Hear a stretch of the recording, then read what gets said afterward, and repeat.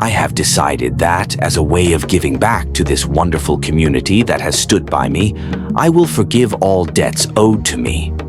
A collective gasp swept through the crowd, followed by cheers and ululations. "Did he just say all debts?" Namdi whispered to his neighbor, his heart racing.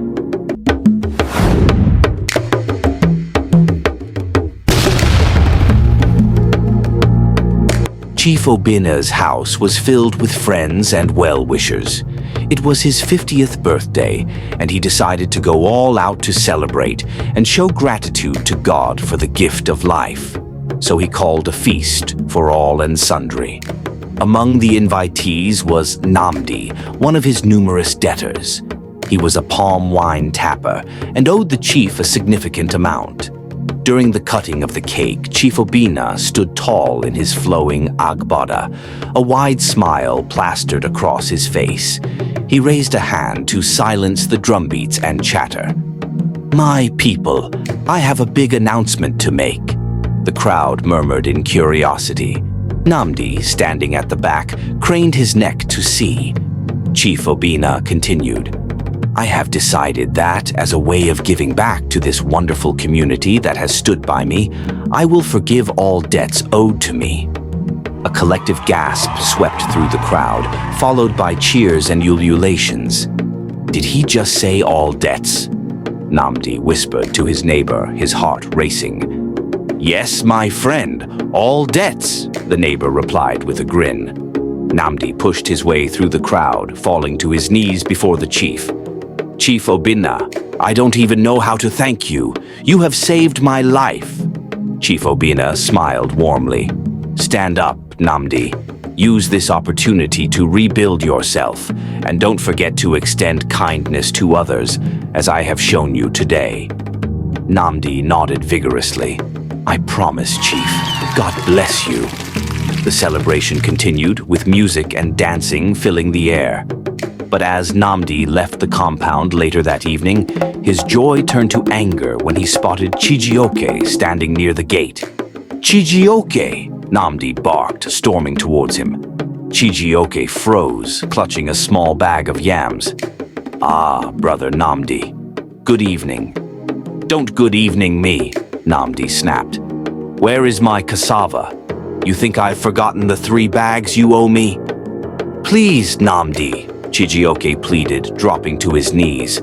"I've had a terrible season. My crops failed, and I've been struggling to feed my family. Give me more time." "Time? Time!" Namdi roared, grabbing Chijioke by the neck. "You'll give me my cassava today, or I'll make sure you regret ever crossing paths with me." Chijioke struggled, gasping for air, as a small crowd began to gather. Their murmurs and shouts reached the ears of Chief Obina, who was still seated in his compound. "What is happening at the gate?" he asked his guards. One of them rushed to investigate and quickly returned. "Chief, it is Namdi. He is attacking someone over a debt." Chief Obina's face darkened.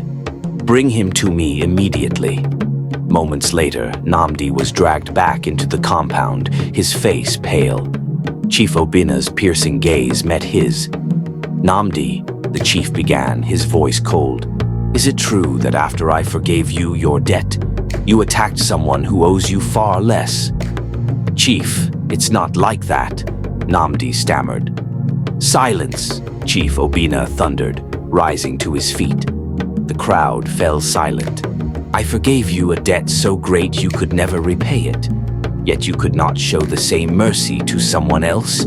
You, Namdi, are a disgrace." Namdi fell to his knees, tears streaming down his face. "Please, Chief, I was wrong. Have mercy." But the chief shook his head. "Take him away," he ordered the guards. "Let the elders deal with him. Such wickedness must not be tolerated in this community." As Namdi was dragged away, Chief Obina turned to the crowd. "Let this be a lesson to all of us," he declared. "Mercy received must be mercy given. Otherwise, we are no better than thieves of grace." The crowd murmured in agreement, and from that day the story of Chief Obina's kindness and Namdi's ungratefulness became a tale told far and wide in Umudike. It was a reminder that mercy is a gift meant to be passed on.